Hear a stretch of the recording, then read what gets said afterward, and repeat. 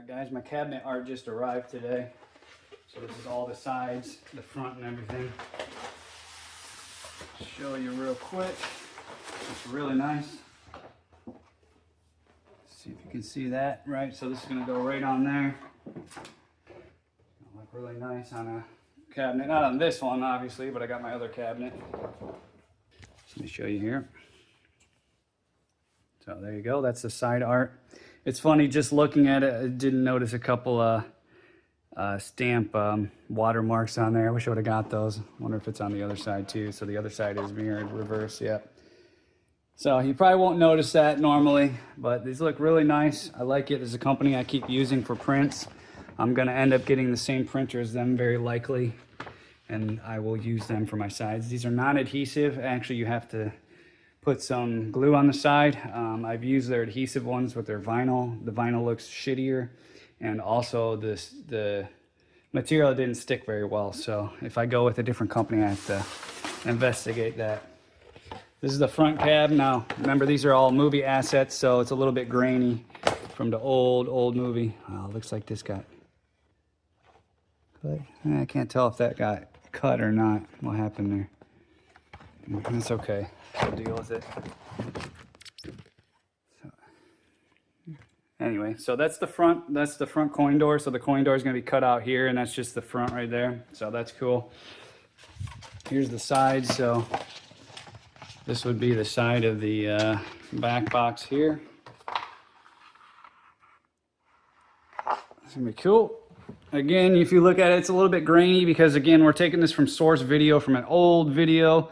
I wish I would have thrown that one through an AI generator because I think it would have cleaned up some of the graininess and stuff. But again, it's all right. And then that's the other side cabinet. So what else do we got? Here's the Translite. So look at that. There's the Translite right there. Demonstration purposes, Pulaski pinball. And that's it, guys. Should be cool.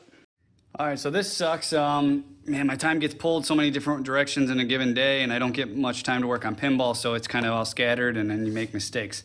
So what I did is my hole cut right here, as you can see the armor, that needs to be up higher. So when I measured it from my other cabinet, I measured it from here and then went down so far, but you realize with the armor, and then you got this insert here to hold the glass, you got the wrong measurement here.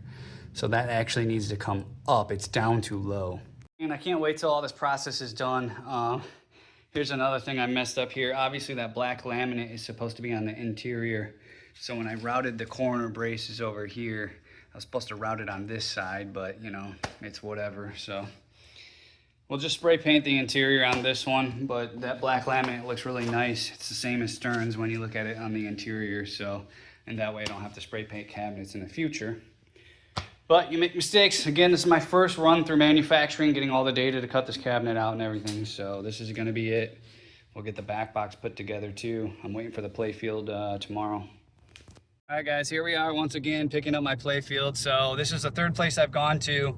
The other one couldn't even attempt to do it because he didn't have a clear coat. But this guy, he said he printed to wood, or I guess what he said is, because I just talked to him, his machine says it can print to wood, but this is the first time they've ever tried it. So there's all this prep time and some other things. I've seen videos where people just throw doormats on there and print on top of these flatbeds. They'll throw wood, doormats, plastics, all kinds of shit, different waviness and stuff, like uneven. Again, a doormat that's really fuzzy, this guy prints too. I'll show a video here. Okay, this welcome mat is called Trampa, or Trampa.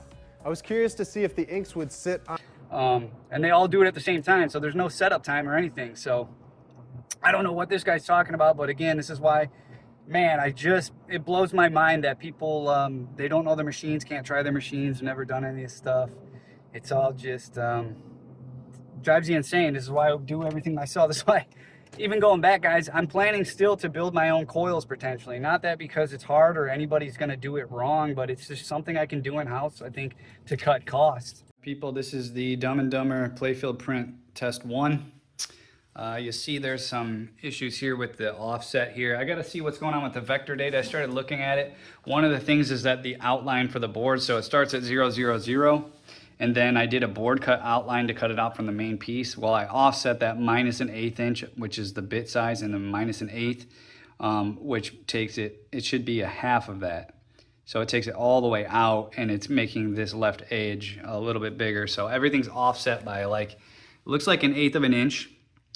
So I got to fix that. But part of that is there's a 1/16 of an inch where it should be shifted over. So this print should be shifted a 1/16 of an inch, but it looks like it's 1/8 of an inch when I measure it as well. So there's another 1/16 of an inch somewhere coming out of the vector data somewhere. So I got to see what's going on. But this is very cool as a first run. This doesn't have a clear coat, and this doesn't have a white base underneath it. But you can just see the lights coming through there. Can't really get below here that well, but all right, there's all your, this is a really low light, so can't really get through it that well. It's not like a tight flashlight. Here's the characters down here. You can see how they light up. There's an insert somewhere here. Let's see, there's an insert. So that's it, guys. I finally found a spot that can do a bunch of stuff for me. I'm very happy with him, and hopefully it all works out. He doesn't have a clear coat in his machine, so I told him I might pay like $8 grand to put that in there for him if we start getting to production runs. So yeah.